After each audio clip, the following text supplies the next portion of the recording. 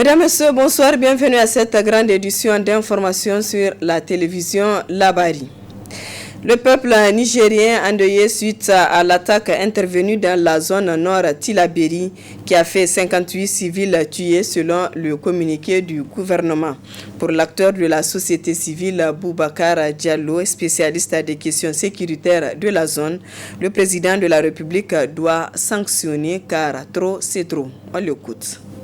C'est un choc, c'est un drame, c'est qu'il faut condamner avec la dernière énergie.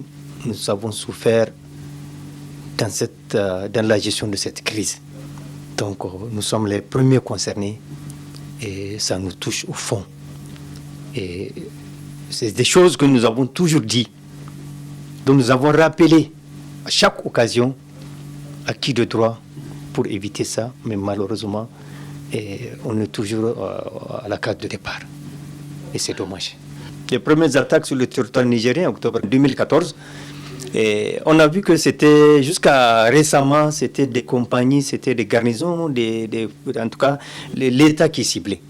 Mais depuis un certain temps, nous avons constaté que c'est des populations civiles, de toutes les communautés, qui sont victimes, avec la zakat, avec des assassinats, des chefs traditionnels, tout ça, on l'a vu. Maintenant, avec des populations en masse, après ce qui s'est passé à Sarumadare, Tchombangu, aujourd'hui avec ce qui s'est passé sur la voie entre Bani, Bango et Chenagodar, on se pose la question, c'est les mêmes éléments qui attaquaient les compagnies ou bien c'est d'autres encore? Parce qu'aujourd'hui, en tant que nous posons cette question. Parce qu'au départ, les gens refusent, ne s'attaquent pas aux populations. Mais aujourd'hui, ils le font. Maintenant, il faut savoir à qui on a affaire. Et c'est ça aussi la question qu'il faut se poser. Est-ce qu'aujourd'hui, au niveau des renseignements, ils savent à qui affaire? Mais ce qui est sûr, c'est que ces derniers temps, ces attaques qu'on est en train de faire, les gens, ils savent à qui ils ont affaire. Ceux qui les attaquent, en tout cas les rescapés, savent qu'ils sont. Et généralement, c'est même des ressortissants de cette zone. Vous avez vu ce qui s'est passé à Tchombangu, Sarum Dare. On a donné des noms. Des noms ont été donnés par l'État. Et je suis certain que même ici, les rescapés peuvent savoir qui est qui. Parce que ce qui se passe aujourd'hui, vous avez affaire à des gens qui viennent poser des actes, qui malheureusement, pour le commun de Nigériens, pour beaucoup, on assimile ces actions-là à des communautés. Ce qui n'est pas le cas. Parce que c'est ce qui a blessé beaucoup la gestion de cette crise dans le nord de la Libérie. C'est l'amalgame. Que nous avons toujours dit aux gens, faites attention. Parce que l'acte d'un terroriste, d'un bandit ou d'un voleur ne peut pas être assimilé à sa communauté, à sa famille. Quand vous faites ça, là vous ratez le coaching et vous ne pouvez pas trouver la solution. Durant tous ces 11 ans-là, la gestion de cette crise, les gens ont menti parce qu'on n'a jamais dit, peut-être je dis au président, la vraie réalité du terrain. Et ceux qui viennent lui dire, la preuve, on ne sanctionne pas. On ne peut pas me dire tout ce temps-là que le gouverneur n'est pas au courant de ce qui se passe, les préfets ne sont pas, et ils sont à leur place. Non, s'il vous plaît, un État ne peut pas fonctionner comme ça. Il faut qu'on ait le courage de sanctionner. Et si aujourd'hui, en tout cas, on ne sanctionne pas, c'est que c'est comme si on cautionne les forfaitures. C'est comme si on cautionne la médiocrité. L'avocat du candidat de RDR Tchenchi, Maître Lurwana Abdraman, a été hier en face de la presse à Africa Hall. Il s'est agi pour ce membre du conseil de Mahaman Ousmane de porter à la connaissance de l'opinion publique les manquements relevés à leur niveau pour le second tour de l'élection présidentielle. Maître Lurwana Abdraman, que je vous propose de suivre un extrait de son point de presse. Le candidat Mahaman Ousmane est un habitué des élections présidentielles parce que c'est la 7e fois qu'il est parti aux élections présidentielles. Et c'est pour la première fois qu'il conteste des élections de cette manière. La Cour constitutionnelle ne juge pas des faits, elle juge principalement du droit. Elle va prendre ce procès verbal. Elle va constater, là où c'est encadré, que la liste additive ici comporte 198 votes sur liste additive. La Cour ne va pas là en train de dire non, c'est le nombre de votants, ils ont oublié, au lieu de mettre ça sur le suffrage exprimé, valable, ils ont oublié, ils ont mis sur liste additive. Non, non, non, non, non, non, non, non. La Cour lit et elle fait la sanction qui sied au regard de ce qui est transcrit sur le PV. Elle n'a pas à chercher dans l'esprit de ce que les gens ont voulu dire. Non, c'est la preuve matérielle. Et ces PV-là sont les mêmes qui seront à la Cour. Nous n'avons pas eu les PV des régions où les bureaux de vote n'ont pas fonctionné, c'est normal. Mais nous avons eu quelques-uns, c'est normal, parce qu'ils remontent à la CENI, ces deux candidats. Il y a plusieurs feuillets. Peut-être qu'il va avoir même 5 feuillets de plus. Non, ou 3 feuillets de plus ou 2. Un pour la CENI, un pour la Cour constitutionnelle, 2 pour les candidats. On peut avoir encore d'autres feuillets. Donc, à travers ça, nous avons eu des feuillets de procès-verbaux qui sont là. Tout ce que je viens de dire, ce n'est pas du juridisme. C'est l'expression des procès-verbaux que nous avons dépouillés. On est parti sur la base de ce qu'il y a sur les procès-verbaux. Et si c'est sur cette base-là que la Cour doit faire son contrôle, nous allons à un chiffre de 54,7% des suffrages exprimés en faveur du candidat Maman Ousmane. Et de ces chiffres-là, si tout est compilé, nous avons fait le maximum de contrôle que nous allons faire avec ce que la Cour va nous communiquer. Si sincèrement la Cour doit jouer l'impartialité et la contradiction et la communication des pièces entre les partis, Maman Ousmane est gagnant. Il est gagnant sans embâche. Notre pays est à la croisée des chemins et c'est maintenant que les véritables élections commencent, parce qu'on va faire ce décompte-là comme Maman Ousmane l'a dit. On va voir les listes et d'émargement. On va voir les preuves pour les listes additives si elles sont accomplies. On va passer PV, les PV que nous n'avons pas vus. Même si la Cour dit, elle va retenir ces PV-là, elle ne va pas les annuler. Elle va les examiner quand même en état. Mais même en état, ils sont nuls. C'est là où je vous ai dit qu'ils ont gonflé la liste additive. Les PV sont mal remplis, ils vont tomber. Et si la Cour peut décider de reprendre les élections, mais on reprend. Le chemin de la paix n'est jamais long. Vous retrouverez Maître Lurwana Abdraman en partie magazine de cette édition. L'hôtel Radisson Blu a servi de cadre ce matin à un atelier d'échange entre les professionnels des médias et les responsables de la Cour des comptes sur le rôle, la mission et les activités de cette juridiction chargée du contrôle des finances publiques. Une rencontre organisée avec l'appui de l'USAID à travers l'ONG Shiga. Le compte rendu. Informer et sensibiliser les professionnels des médias publics et privés sur le rôle, la mission et les activités de la Cour des comptes, c'est l'objectif visé par ces échanges qu'organise la dite juridiction chargée du contrôle des finances publiques. L'organisation de cette rencontre d'échange a reçu l'appui financier de l'USAID et de l'ONG Shiga. Cette dernière a noué un partenariat très dynamique depuis 2020 avec la Cour des comptes. Pour Shiga, les médias sont les catalyseurs de la bonne gouvernance. Leur action contribue à rendre la redevabilité effective et les citoyens plus responsables.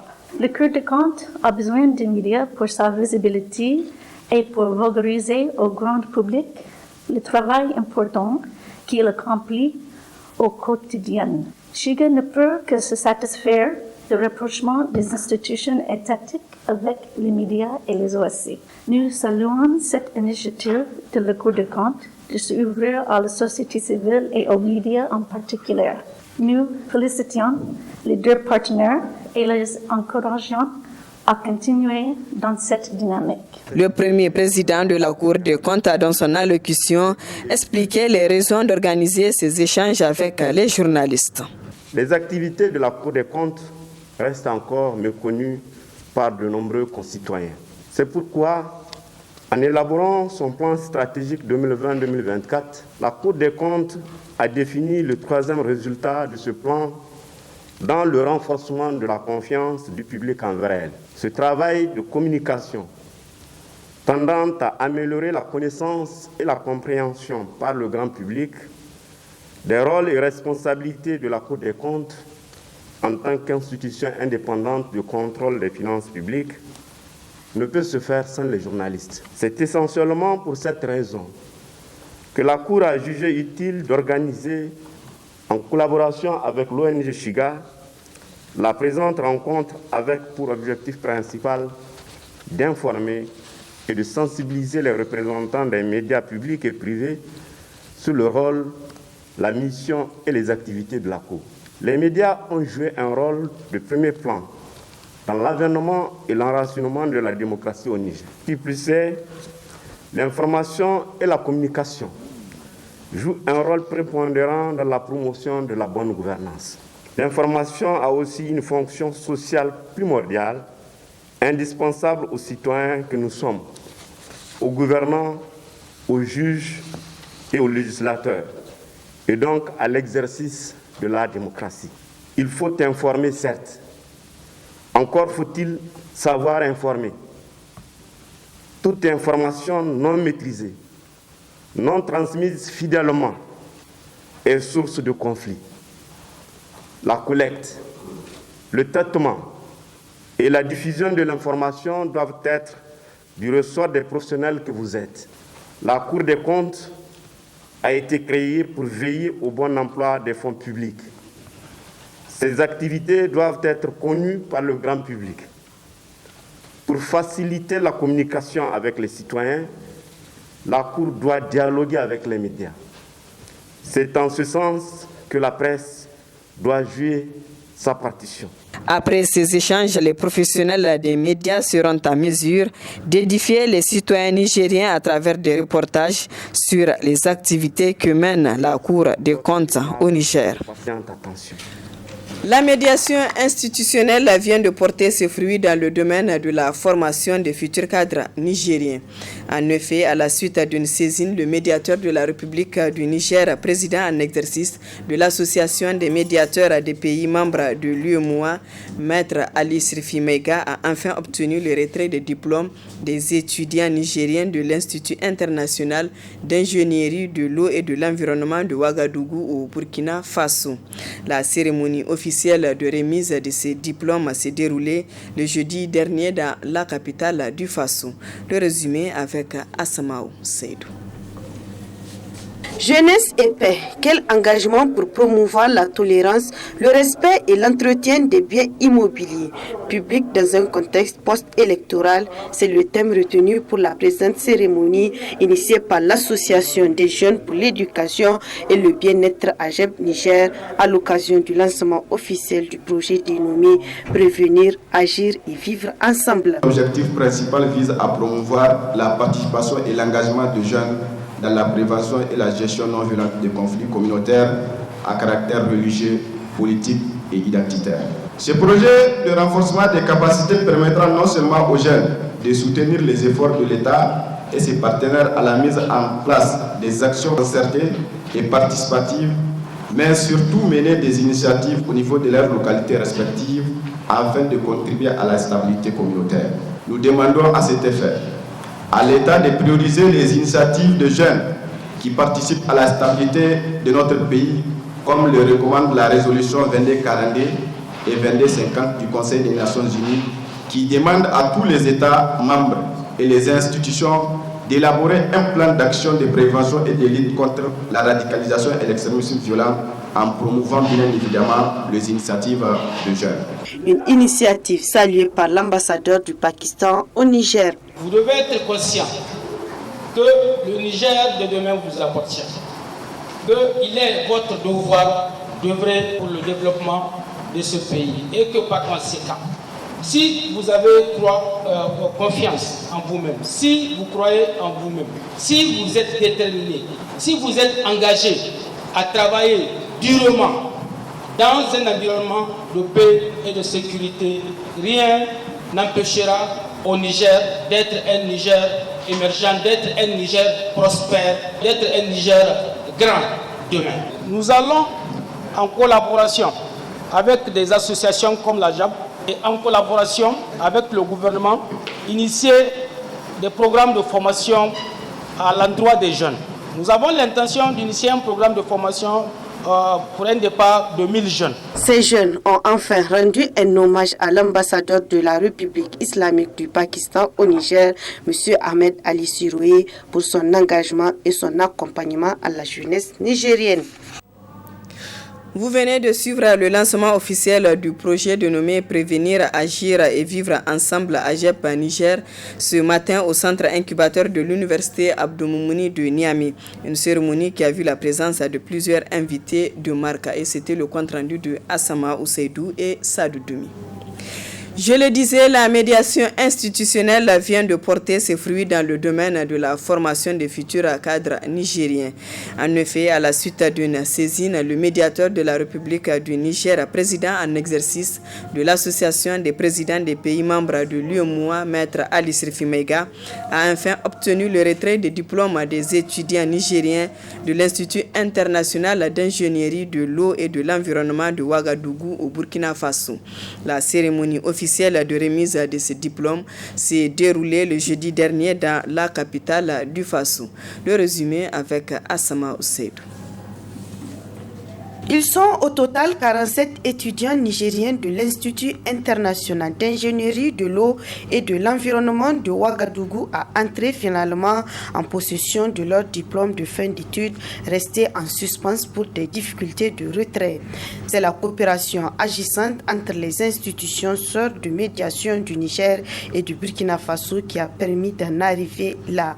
En clair, c'est le résultat de la saisine du médiateur de la République du Niger à son homologue du Faso pour la restitution des diplômes des étudiants nigériens de cette école confrontés à des difficultés de retrait de leurs diplômes. Madame le médiateur du Faso, lorsque je vous avais saisi de la situation des étudiants nigériens inscrits à l'Institut international d'ingénierie de l'eau et de l'assainissement, confrontés à des difficultés de retrait de leurs diplômes, je n'avais aucune appréhension quant à la suite heureuse qui nous réunit aujourd'hui.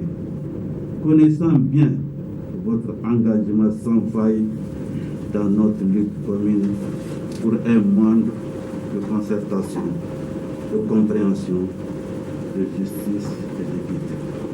Votre geste ne sera jamais oublié parce qu'il s'adresse à des jeunes qui ne manqueront pas de le dire à leurs enfants. Et ces derniers au leur avec des mots et dans des proportions qui, au-delà de votre personne, réserveront davantage des liens séculaires, des liens entre nos deux pays, entre les fils de l'Afrique. Cette remise de diplôme aux étudiants nigériens a été rendue possible grâce à la médiation menée par Madame le médiateur du Faso auprès du directeur général de l'école. Saran Séré Sérémé, qui a salué le sens élevé de responsabilité du médiateur de la République du Niger, Maître Ali Sirfi Meiga, également président en exercice de l'Association des médiateurs des pays membres de l'UEMOA. Nous avons des associations des pays de l'Afrique qui ont des médiateurs, des institutions de médiateurs, c'est presque tous les pays de toute manière. Nous avons des organisations au sein de la francophonie, au sein du monde entier, ce qui nous permet valablement d'interagir dans les différents pays sans être résident de ces pays-là. Et ce qui nous permet de débloquer des crises, des frustrations, des incompréhensions qui peuvent intervenir dans le fonctionnement des États face à toute requête d'un citoyen ou de groupes de citoyens. Qu'il vous plaise, Excellence, de recevoir l'expression de notre cordiale et fraternelle salutation. À terme, ils seront quelques 152 étudiants nigériens de l'Institut international d'ingénierie de l'eau et de l'environnement de Ouagadougou qui vont retrouver le sourire et nourrir l'espoir de gagner du travail. En effet, depuis 2 ans, les étudiants de 2 yeux n'ont pas pu entrer en possession de leur diplôme. Nous sommes passés par toutes les voies de recours pour le dénouement heureux de cette situation, mais en vain, jusqu'à ce que le médiateur de la République du Niger nous oriente vers son homologue du Faso. En vue de l'importance du sujet, des relations entre les 2 pays voisins et de l'engagement du médiateur du Faso et du Niger, nous ne pouvons que nous réjouir d'avance pour l'acquisition de nos diplômes. Nous, futurs cadres pour le développement de l'Afrique, nous y avons cru et voilà aujourd'hui à la remise des diplômes. En marge de cette cérémonie, le médiateur de la République du Niger a été reçu en audience par le président du Faso, Roch Marc Christian Kaboré. Maître Ali Sirfi Maïga s'est également entretenu avec M. Abdallah Brahima, président de la Commission de l'Union économique et monétaire ouest-africaine, l'UEMOA, qui est la marraine de l'association des médiateurs des pays membres de l'Union. Hier, mardi 16 mars 2021, l'humoriste Maman le Gondouane, de son vrai nom Mohamed Mustafa, a procédé à la pose de la première pierre de l'école de comédie et des arts de Niamey, une école pour les jeunes comédiens nigériens et africains. Pour Maman, cette école est la maison de tous les artistes. Monter sur scène, faire une vidéo nécessite de maîtriser certaines techniques. Quelque chose qu'on peut faire en 1 minute, souvent les gens font ça en 3-4 minutes, alors qu'il y a juste une vanne ou 2, ils tirent. Donc c'est être plus efficace et puis avoir un discours beaucoup plus responsable. Savoir que quand on fait une vidéo, on a une responsabilité. Les gens nous écoutent, surtout aujourd'hui avec le numérique. Les jeunes écoutent et ils suivent tout ce qu'on dit. Donc si on dit des bêtises, ils vont suivre ces bêtises-là. Donc ceux qui veulent être formés, ceux qui veulent avoir des techniques, et surtout pour que ça devienne leur métier, pour qu'ils gagnent de l'argent. Aujourd'hui, comédien, c'est un métier comme être maçon, comme être électricien, comme être médecin. Il y a des écoles d'humour où on apprend à écrire un sketch, à faire une vidéo, à lire son contrat. Parce que les contrats, il faut savoir, il y a plein d'artistes qui se sont fait avoir. Ils signent un contrat et puis après, ils ne peuvent plus utiliser leurs produits qu'ils ont fait. C'est une école qui est là, au Niger, pour les jeunes Nigériens, pour les jeunes Africains, parce qu'on va former des humoristes de toute l'Afrique qui vont venir ici. Donc c'est une opportunité. L'humour est un secteur de l'économie. Donc cette école va donner, en plus des cours de comédie, des cours d'histoire, des cours de géographie, des cours d'économie, des cours d'instruction civique. On va former des citoyens. Il y aura un théâtre en plein air qui va prendre 735 places. Il y aura un théâtre couvert où on peut faire des spectacles, où on peut faire des projections de films, où on peut tourner des films. C'est un auditorium aussi. Il y aura des salles de classe, des salles de répétition. Les gens peuvent venir de Niamey, de partout pour venir répéter ici. Donc c'est vraiment la maison de tous les artistes. Fin des rites de la Oumara spéciale organisée par 3 agences de voyage pour le Hajj et la Oumara, Saouki Voyage, Hambali Voyage et Baitul Islam. Les rites se sont bien déroulés. Les pèlerins ont mis à profit leur séjour en Terre Sainte pour effectuer des visites à Médine. Précision avec notre confrère Yero Ibrahim. Les pèlerins du consortium d'agences Saouki, Hambali Voyage et Baitul Islam quittent leur somptueux hôtel pour la prestigieuse Sainte Mosquée de Médine. À la marche, ils arrivent devant la place appelée Raouda, s'alignent en respect aux mesures barrières contre le Covid-19. Ils y entrent, prient 2 rakas dans cet espace du paradis, comme l'a enseigné le prophète de l'islam dont ils avaient auparavant visité le tombeau. De retour à l'hôtel, les pèlerins ont juste eu le temps de prendre une douche, porter leur ihram pour les hommes et redescendre bagage en main. Ils montent à bord du bus qui prend la direction de la Mecque. Arrivés au Miqat, ils prient 2 rakats et formulent l'intention de la Umrah avant de remonter en voiture. Là, les derniers réglages sont effectués. irma habo wai dir maye irma bai sanne kan ga fattar maye ra so sanne kalma kunno sirse illa labbaika irga zaga labbaika no kalirma to makka. Aussitôt, la talbiya retentit jusqu'à destination.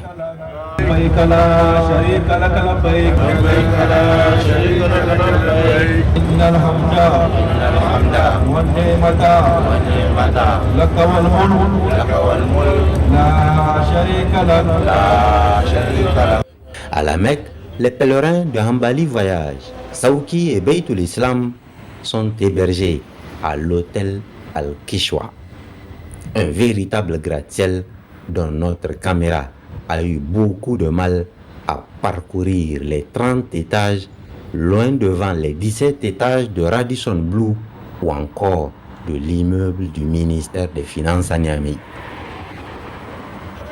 Le temps de déposer leurs bagages, les pèlerins remontent en bus pour, cette fois, aller à la Kaaba et terminer les rites de la Umrah.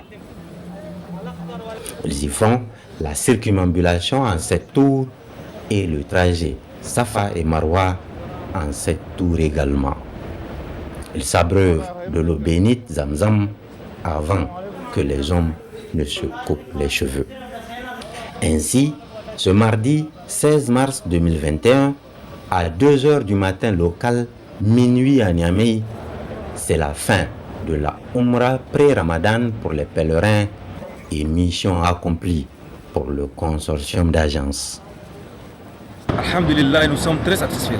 Nous sommes très satisfaits d'organiser notre Umrah dans ces moments très difficiles de Covid.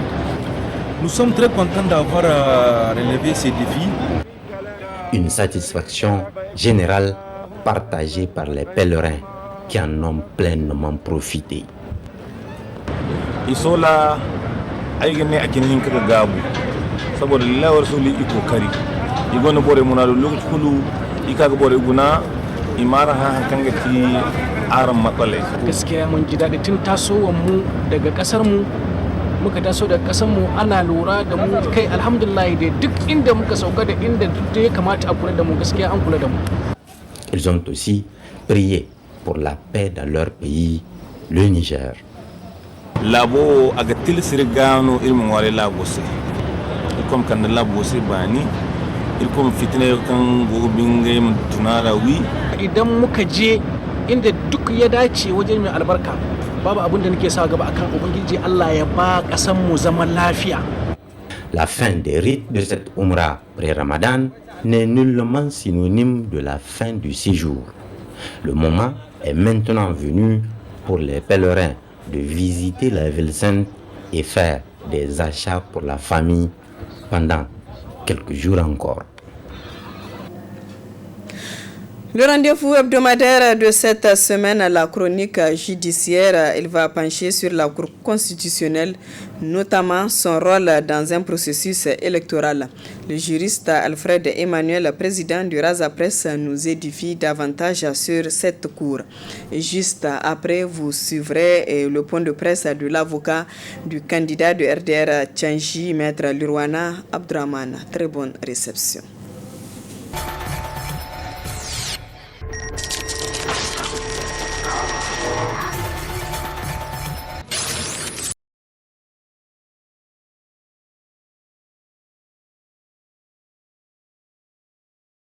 Aujourd'hui, notre thème porte sur la Cour constitutionnelle parce que la Cour constitutionnelle a un rôle très important dans les échéances électorales.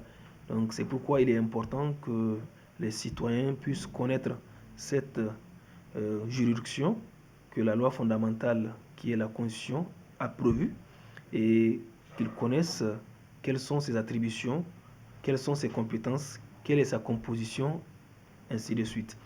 Alors, s'agissant de la Cour constitutionnelle du Niger, je voudrais présenter 2 textes fondamentaux qui encadrent ou qui ont prévu ou qui organisent cette juridiction.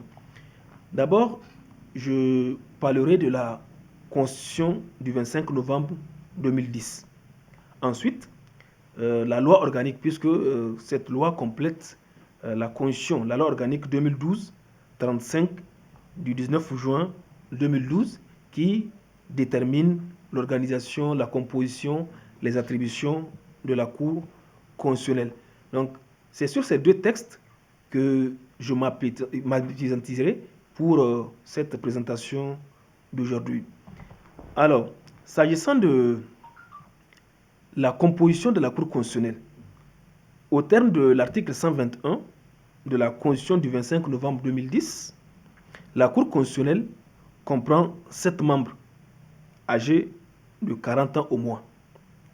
Elle est composée de 2 personnalités ayant une grande expérience professionnelle en matière juridique ou administrative, dont une proposée par le président de la République et une proposée par le bureau de l'Assemblée nationale, de 2 magistrats élus par leur pairs, dont un du premier degré, du premier grade et un du deuxième, un avocat ayant au moins 10 années d'exercice élu par ses pairs, un enseignant-chercheur titulaire d'un doctorat du droit public élu également par ses pairs, un représentant des associations de défense des droits humains et de promotion de la démocratie, titulaire d'au moins d'un diplôme de 3e cycle en droit public élu par le ou les collectifs de ces associations.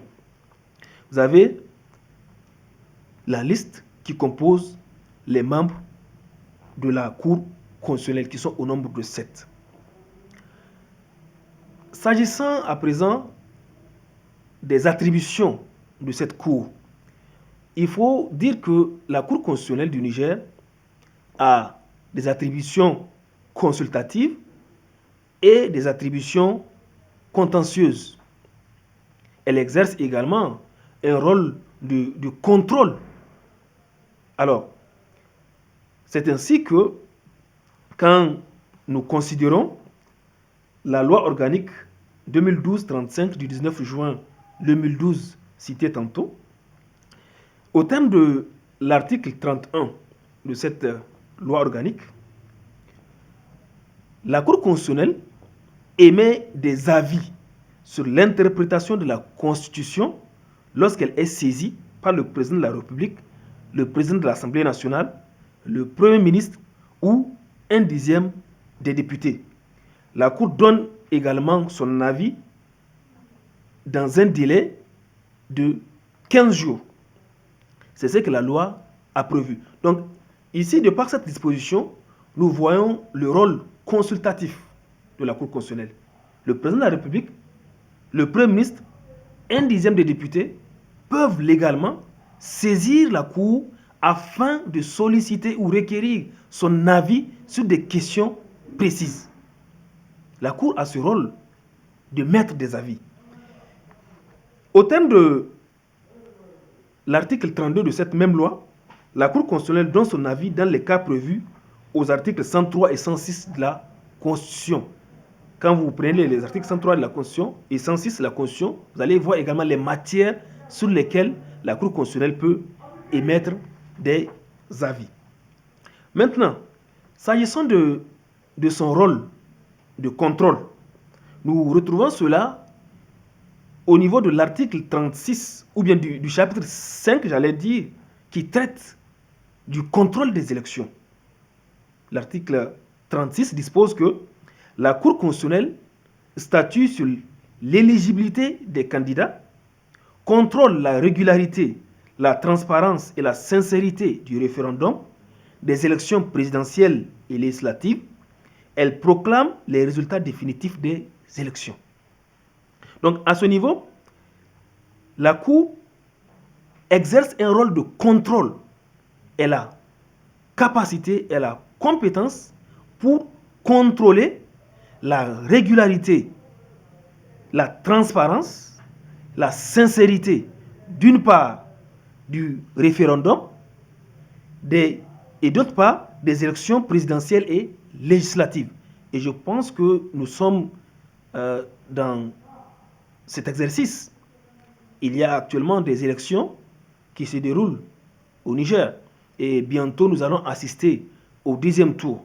Donc, la Cour constitutionnelle joue un rôle prépondérant dans ces échéances électorales, puisque la loi fondamentale qui est la Constitution, complétée par cette loi organique, a prévu ou bien donne compétence à cette juridiction afin de contrôler la sincérité, la transparence, la régularité des élections présidentielles et des élections législatives et du référendum. Donc, la Cour constitutionnelle, au terme de l'article 37 de cette même loi, proclame les résultats définitifs. Donc, il est clair que quand les échéances électorales prennent fin, il revient à la Cour constitutionnelle qui reçoit les résultats globaux provisoires qui ont été envoyés par la CENI à cette juridiction de proclamer les résultats définitifs. C'est son rôle prévu par la loi. Mais vous n'êtes pas sans savoir également que les élections peuvent, comme toute autre discipline ou comme toute autre matière, appeler, si vous voulez, ce qu'on appelle le contentieux, puisque dans des élections, il y a toujours une partie qui sort ou bien qui remporte les élections et une autre qui ne la remporte pas. Donc, dans ce cadre, une partie peut estimer, et c'est son plein droit, que quelque part, elle doit exercer un recours afin de contester ou bien réclamer tel ou tel droit qu'elle estime avoir. C'est la loi qui donne aux différents candidats, aux différentes parties, le pouvoir, la possibilité de saisir la Cour constitutionnelle. Et c'est pourquoi, dans notre ancien numéro sur les droits et devoirs des citoyens, et s'agissant précisément du droit de vote, nous avons dit que les élections ne doivent pas être contestées par la voie, si vous voulez, des discours haineux, régionalistes, ethnocentristes, etc., ou bien par la voie de la violence. Mais la loi a prévu une voie et une institution devant laquelle les candidats et les partis politiques peuvent porter leur voix afin de réclamer légalement s'ils estiment quelque part leurs droits bafoués. Donc c'est en ce sens que la Cour constitutionnelle est la juridiction compétente pour connaître du contentieux des élections législatives présidentielles et même du référendum. Et à ce titre, la loi organique précitée, en son chapitre 6, et précisément l'article 38, dispose que la Cour constitutionnelle est juge du contentieux électoral. La Cour constitutionnelle est compétente pour statuer sur les recours pour excès de pouvoir en matière électorale sans recours administratif préalable. Elle doit statuer dans un délai de 5 jours à compter du dépôt du recours au greffe. Il est clair qu'au terme de la loi organique, en son article 38, que la Cour constitutionnelle peut statuer sur les recours pour excès de pouvoir en matière électorale. Si les candidats, si les partis politiques estiment qu'il y a excès de pouvoir dans le processus électoral, eh bien, ils peuvent saisir la Cour constitutionnelle qui doit se prononcer dans un délai de 5 jours. Mais en dehors des formations politiques ou des candidats eux-mêmes, l'article 39 de cette loi organique, la loi organique 2012, 35 du 19 juin 2012, dispose, donc cet article 39 dispose que tout électeur, là nous ne parlons plus des candidats, nous ne parlons plus de formation politique, mais nous parlons des électeurs eux-mêmes. Donc cette loi a ouvert la possibilité pour ces électeurs, en disposant que tout électeur a le droit d'arguer de nullité les opérations électorales de son bureau de vote.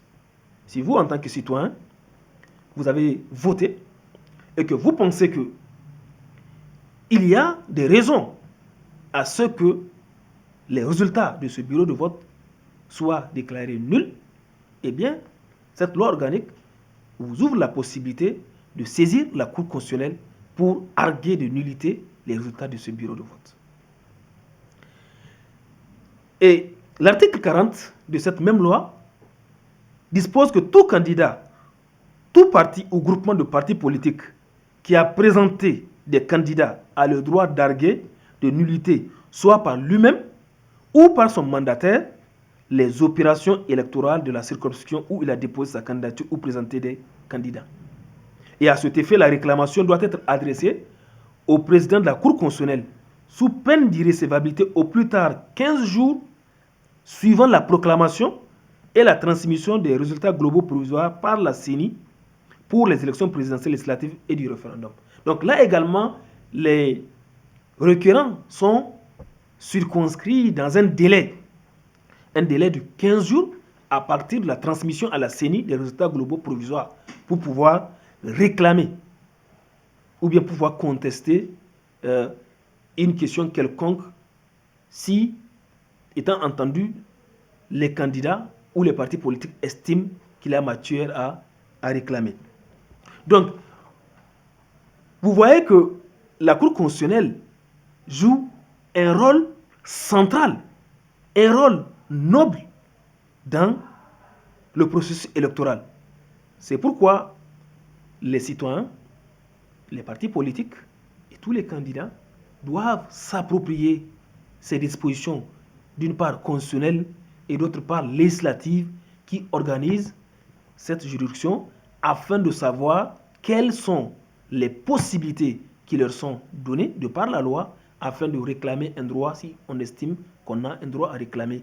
Et mieux, connaître le fonctionnement de la Cour constitutionnelle permet d'éviter souvent certains problèmes qui peuvent arriver ou bien qu'on peut estimer dans le cadre du processus électoral. Peut-être que la juridiction a telle compétence, mais la méconnaissance de ces compétences-là peut amener une autre interprétation. Mais si nous connaissons ces dispositions constitutionnelles, législatives, eh bien, ça permet à chacun, à tous les acteurs, de pouvoir véritablement accompagner la Cour constitutionnelle afin que nous ayons des élections apaisées dans notre pays. Voilà ce que je peux vous dire sur le rôle de la Cour constitutionnelle en matière électorale.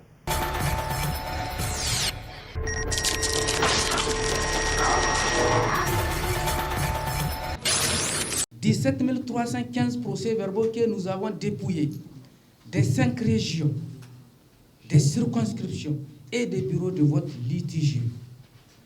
De ces 17 315 procès-verbaux dépouillés, nous avons relevé plus de 3000 procès-verbaux litigieux, compris dans certaines circonscriptions qui sont principalement dites de la zone pastorale. Alors, le candidat Maman Ousmane est un habitué des élections présidentielles parce que c'est la 7e fois qu'il est parti aux élections présidentielles. Et c'est pour la première fois qu'il conteste des élections de cette manière. Il est sur une démarche légaliste. Il va jusqu'au bout de cette démarche, fort des preuves irréfutables dont il a avancé pour justifier le chiffre de 50,30% au regard des compilations remontées et récapitulées par le comité électoral de la direction de sa campagne politique. Au regard également d'un protocole d'adoption et de proclamation des résultats, qui à un moment donné a été violé et qui est celui-là qui a soulevé le tollé de la contestation après les oppositions, les vétos face à certains résultats mystérieux. Alors, Maman Ousmane a adressé sa requête qui a été enregistrée au greffe de la Cour constitutionnelle le 8 mars. Et au pied de cette requête, je disais qu'il a introduit une demande avant de dire droit, une demande préalable, conformément à l'article 44 et suivant de la loi 2012-35 du 19 juin 2012, déterminant l'organisation du fonctionnement et les attributions et la procédure à suivre devant la Cour constitutionnelle. qui dit que lorsque la Cour constitutionnelle est saisie d'une réclamation, et dans le cadre de la manifestation de la vérité, la Cour doit nommer un conseiller rapporteur qui doit procéder aux éditions des personnes susceptibles d'éclairer la lanterne et la religion de la Cour au fin de manifester la vérité. Et c'est cette voie-là que nous avons empruntée compte tenu du no man's land qui a eu lieu au cours de ce scrutin, comme au cours des 2 autres précédents des élections locales et du premier tour, qui nous a inspiré à prendre un dispositif pour prendre le voleur à la main dans le sac. Le premier tour a été très pédagogique pour nous. À travers les vidéos, les audios, les photos, nous avons introduit un recours qui nous a permis de ratisser et de maîtriser géographiquement la zone frauduleuse et qui nous a permis de prendre un dispositif en garde pour sécuriser les suffrages de Ousmane, notamment en faisant signer les secrétaires généraux, les présidents et les secrétaires des bureaux de vote, ainsi que les assesseurs et les délégués, que Maman Ousmane va proposer, que les différents présidents des CENI vont nommer à titre du personnel des bureaux de vote, qui sont 5 présidents, secrétaires et 3 assesseurs. Consigner leur signature dans un procès verbal d'un issue le jour de la formation des membres des bureaux de vote que nous détenons.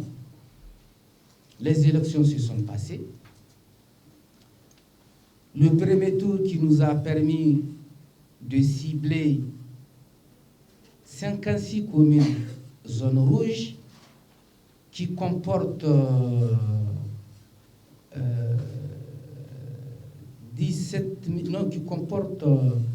6133 bureaux de vote à risque.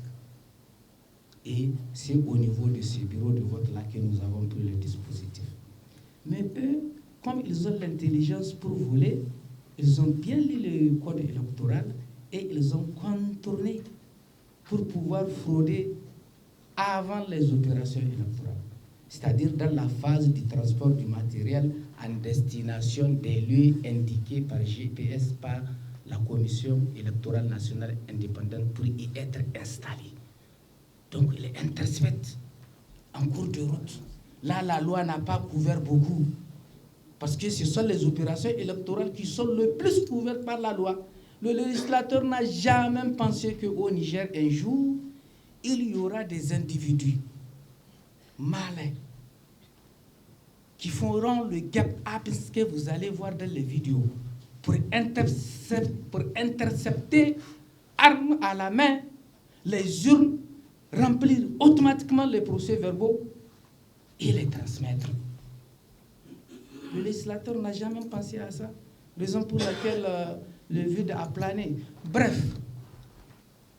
la Cour est saisie de notre requête aux fins d'annulation partielle des élections dans certains bureaux de vote de circonscription électorale qui d'ores et déjà ont fait l'objet d'opposition à partir des régions parce qu'il y a eu violation du protocole d'adoption des résultats et de leur proclamation. De la table technique qui dépouille, à la table de contrôle, jusqu'à la table de la diffusion, c'est ça le protocole.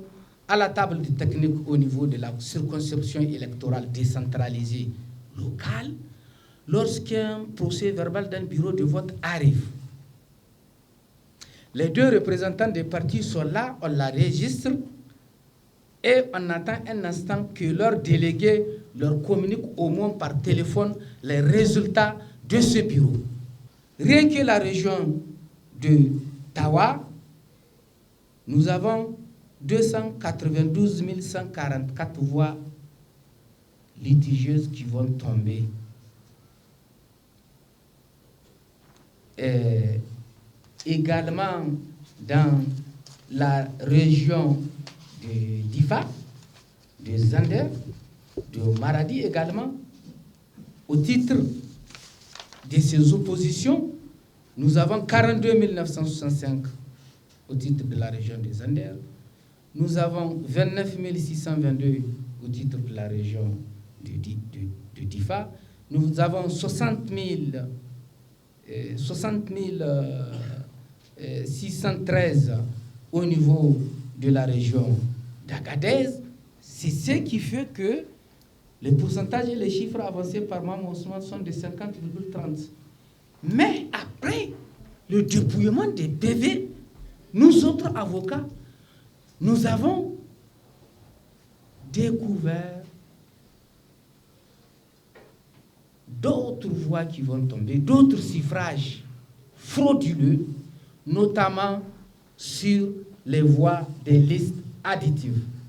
Et au regard des chiffres de la CENI que j'ai ici, la liste additive nationale comporte 89 000. Je vais essayer de souligner ça, c'est très important. Donc, en sus de ces oppositions qui font au total un cumul de 485 171 suffrages ou voix, contre une différence de 480 862 sur les chiffres de la CENI, Ousmane a déjà rattrapé. Et je viens de le dire, que toute la liste additive va tomber. Tout vote sur la liste additive qui ne justifie pas des conditions de l'arrêté portant vote de certains électeurs, dans certaines conditions, à savoir des électeurs qui n'allaient pas voter dans leur bureau de vote d'origine. Et s'il leur faut voter ailleurs, il leur faut une autorisation du président de la CENI concerné, local concerné, et lui-même pour délivrer l'autorisation établie dans un standard, il faut qu'on lui présente un motif matériel, comme par exemple un ordre de mission.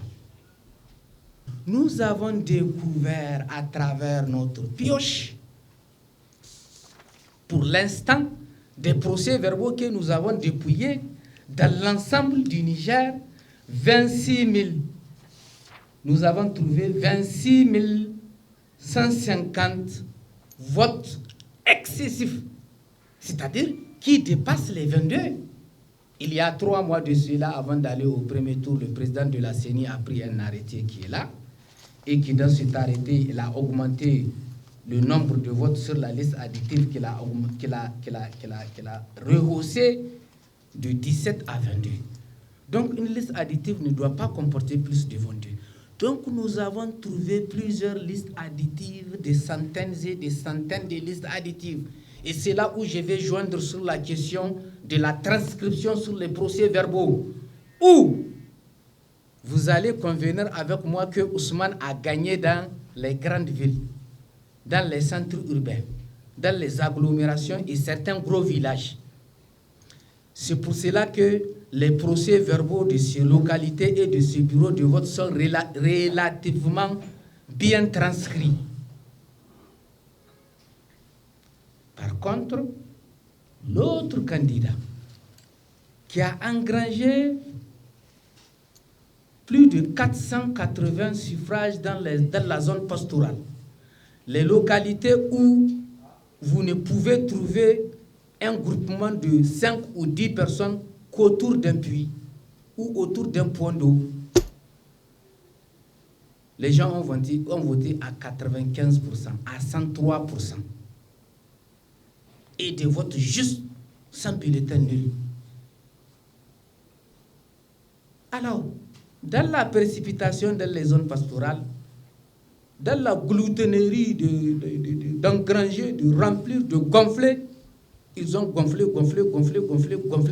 jusqu'à ce qu'ils ont gâté tout. Et c'est pour cela que les suffrages là, tant tambourés par le candidat Bazoum, ont été mal transcrits dans les PV.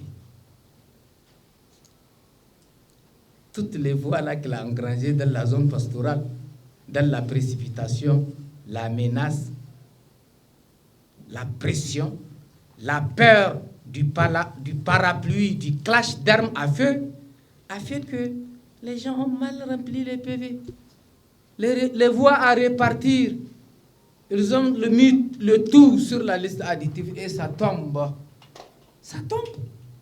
Si tant bien que les élections ont une règle et que cette règle que nous appelons code électoral, compilé dans ce petit document que vous voyez ici, si tant bien que les élections ont une règle qui est le code électoral et qu'au regard et en application des articles 6, 47, 127 de la Constitution et des articles du code électoral, des articles de la loi portant attribution, fonctionnement et la procédure à suivre devant la Cour constitutionnelle, la Cour a pour mission de contrôler la régularité, la transparence et la sincérité des élections présidentielles, législatives, locales et du référendum. Alors là, il faudrait bien que la Cour s'inscrit dans sa définition et sa notion de ce que c'est qu'un scrutin régulier, de ce que c'est qu'un scrutin sincère, de ce que c'est un scrutin transparent. Si la loi, telle que la règle du jeu, devrait être appliquée, si les élections ont une règle, Mohamed Ousmane est gagnant de ces élections. Mais si la règle du jeu ne compte pas, l'essentiel c'est de gagner, on verra bien. La Cour constitutionnelle ne juge pas des faits, elle juge principalement du droit. Elle va prendre ce procès verbal. Elle va constater, là où c'est encadré, que la liste additive ici comporte 198 votes sur liste additive. La Cour ne va pas là en train de dire non, c'est le nombre de votants, ils ont oublié, au lieu de mettre ça sur le suffrage exprimé, valable, ils ont oublié, ils ont mis sur liste additive. Non. La Cour